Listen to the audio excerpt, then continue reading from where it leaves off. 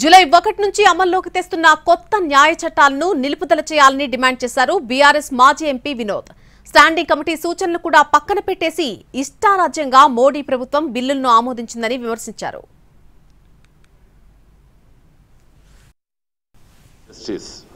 Indian evidence act, criminal procedure code, Indian penal code, ఇవి మూడు చట్టాలని ఈరోజు రాత్రి 12 గంటల తర్వాత కొత్త చట్టాలు వస్తున్నాయి. ఎప్పుడైనా మార్పు జరుగుతున్నప్పుడు మంచిగా జరిగిందని మార్పు అంటాం. స్టాండింగ్ కమిటీలో ఉన్నటువంటి పార్లమెంట్ సభ్యులు కొన్ని మంచి సూచనలు చేశారు. వాటన్నిటినీ విస్మరించింది మోడీ గారి ప్రభుత్వం. మీరు దీన్ని వాయిదా వేయండి.